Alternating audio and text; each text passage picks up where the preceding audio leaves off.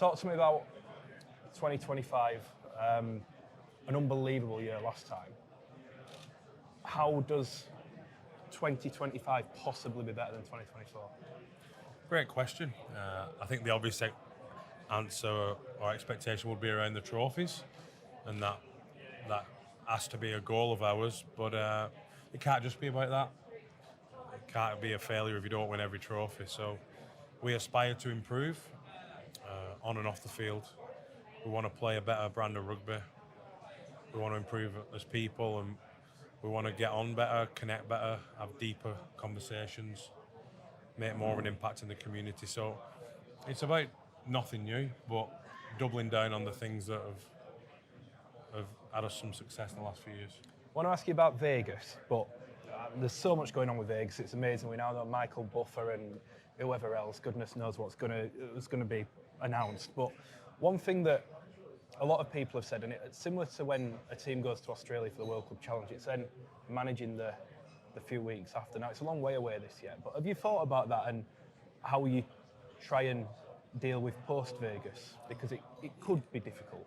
It will be difficult. It's a challenge, isn't it? But it's an exciting challenge, I think.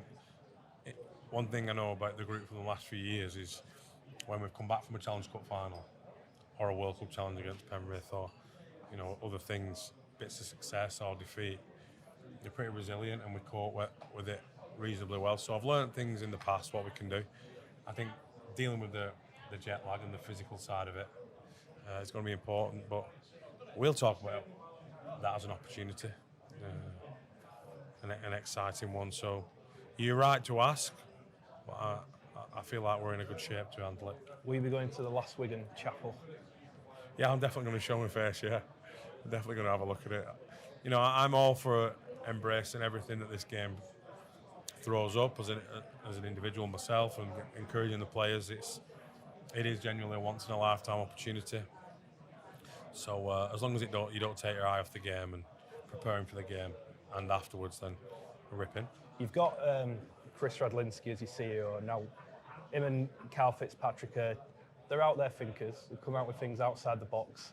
I know that you very much don't say no to anything, but is there ever a wacky idea that comes up and you look at Rads and think, you're having me on here? Has there been one that's gone too far? I'm sure there will have been. But yeah, we're pretty aligned. I like things that are different and innovative. The opposite of that is being mundane and insular, isn't it? So, no, I like the fact that he pushes the envelope, similar to Fitzy, and challenges me to think different and open up. So, no, I like it. I think it's what the game needs. It's what the business needs, what the club needs, and it's good for me as well. I used to be quite resistant to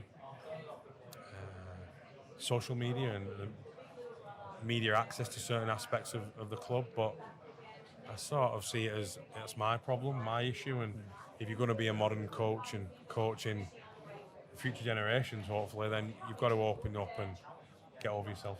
I was thinking earlier on, we saw Cruz Lehman in his attire, and do you ever look at this younger generation? What am I having to manage here? Because the new characters are very different to, say, the players of the early noughties, and they've changed as people, haven't they? And I suppose as a coach, the manager, that's one of the jobs that you've got to navigate all the time and evolve with. Yeah.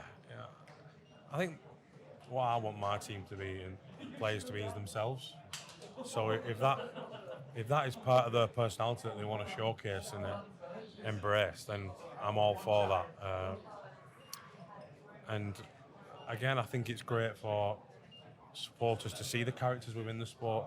It's probably more interesting than them all coming in tracksuits, and I think we all love seeing George Best in his pink shirt and David Beckham in the matching leather outfit with the missus. So no, I like it. I think it reminds you of NFL and NBA players and the Premier League footballers. So I think it'll make big inroads, and credit to Cruz and Junior, they made an effort. Faz a little bit different. Just lastly, you mentioned about the club, being forward-thinking and innovative. Your team has been praised for that. We've seen the kick and chase of the old school that everyone loves, the expansive style of rugby, along with all the tough stuff and the great D. Just tell us how important that is for you, that for you have the defence and you have the resilience and all those attributes that you need to be a good rugby league team, but that they also have that license to experiment, almost a license to try things and do things that are going to get people off the seat. That's a good question. There's a lot of different answers to it. I mean, first and foremost, I want us to play a brand of rugby league that I would watch and that excites the fans and inspires children to want to replicate on the training fields and on the playground. So there is a license there to express yourself, and I think that brings the best out of the playing group. You know, the individuals we've got, some free spirits in there, and I'd hate to think that we were putting the shackles on them. And I also think it makes you a tough team to beat when there's multiple threats and you're not too predictable. So it's a balance, it's a fine line. It's one you wrestle with all the time as coaches and as teams.